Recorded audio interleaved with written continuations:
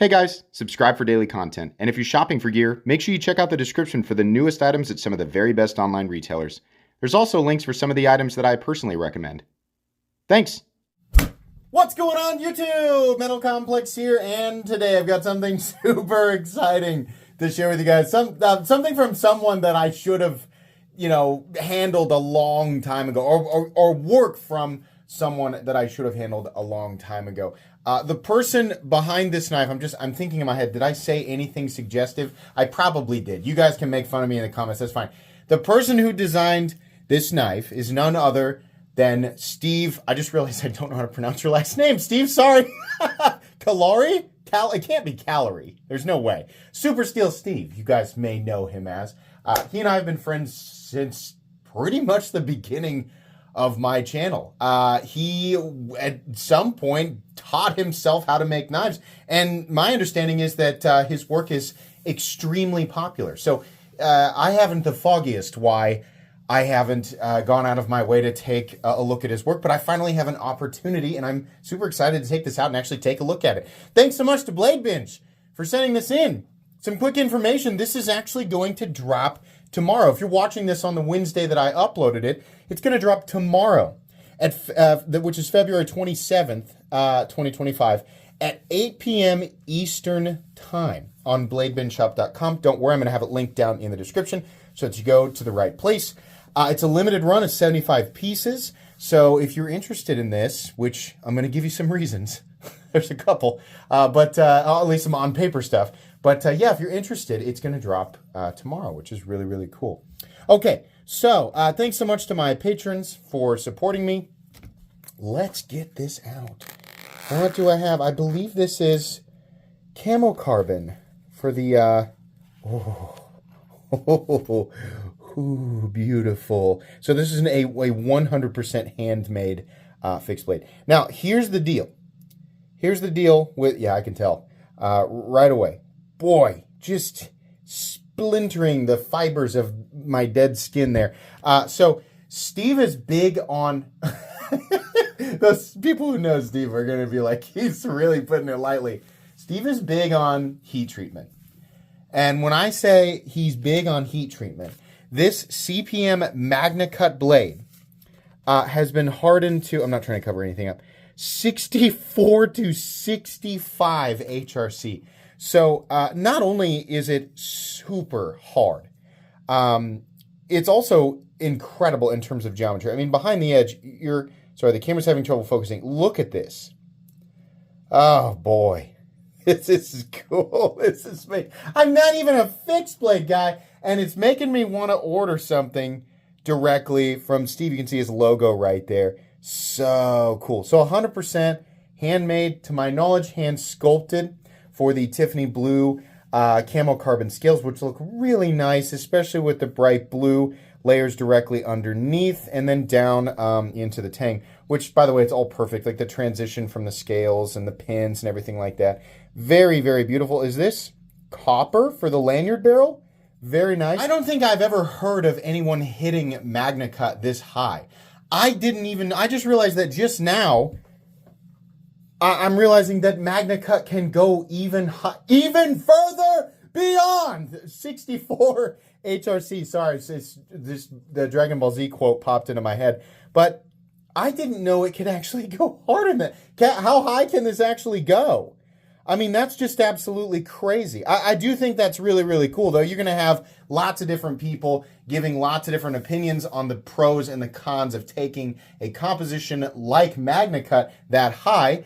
And I would venture, I'm not going to speak for Steve because I guarantee you he'll be in the comments, but I'm going to guess as a non-expert, when you have a composition like MagnaCut that has elements that allow it to be superior in terms of toughness versus other comparable steels, right? I'm not talking your stuff that's like the whole composition is 100% meant. This is meant to have a good balance for EDC, but emphasize toughness, right? When you have something that's emphasizing toughness that much, you can probably take it really, really high in hardness and actually get it super duper thin, and you're still going to end up with a blade that is substantially tougher than exactly the same thing with, say, S110V, right? S110V at this hardness and at this geometry simply will not work. I would venture to guess that's something like glass, right? From what I understand. So, but anyways, these are expensive. They're expensive to make. It's expensive materials. So it says the retail price on these is $329. Considering that these are all entirely made by hand in the United States, I can't imagine, like there are custom fixed plates out there that I would consider to be inexpensive that are twice the price, if not more than this. So I can't say, especially comparatively, like looking on retail sites, even stuff that's like semi-custom or mass-produced in the USA. I see American fixed blades with similar materials, the mass-produced stuff going for the same, maybe slightly less, sometimes slightly more. Microtech, sorry. It's a weird cough there. But yeah, so I can't really be super-duper upset about that at all. I think this all looks beautiful. I mean, considering this is done by hand, everything looks nice and straight. I'm just trying to imagine myself trying to create something like this and failing miserably, but it does look very beautiful to me. And here's something that I really appreciate. The ergonomic room here. This big area opening up behind where the edge finally does become sharp is really nice for like the ergonomic choke up, getting up right behind the blade. Really, really nice. And then also there's ample handle room. So he didn't do what I always see companies do with fixed blades that are this size. They cut the handle off at about here and they expect you to 3-finger it. I don't know about you, but I want to use all 4 fingers. Sorry. It's when I'm gripping a knife, right? So this is a superior grip to me, and it's very, very comfortable. I knew I was leaving something out. So this actually, if you're wondering, like, if it's a fixed blade, it doesn't come with a sheath. Actually, it does. So each of these is going to come with a custom leather sheath by, sorry, I'm trying to move this under the camera here.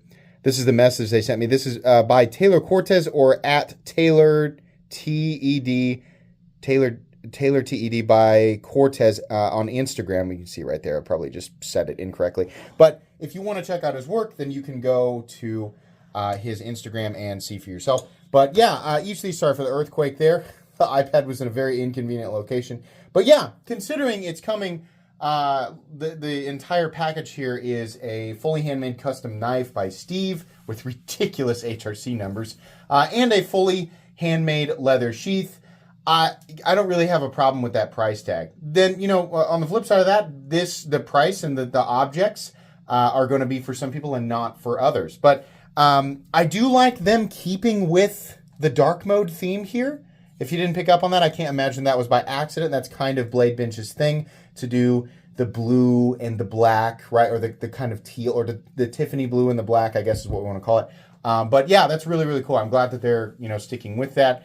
But this seems like a solid collaboration between Blade Bench and Steve. And it's also really nice to finally be able to handle something that was made by Steve. I think it's really cool. Somebody from our community, kind of turning himself into a knife maker and learning. I remember watching a video where Steve built a brick forge. I couldn't sit there and pretend to understand exactly how everything worked. I just was in awe that he did it. So that's really, really cool.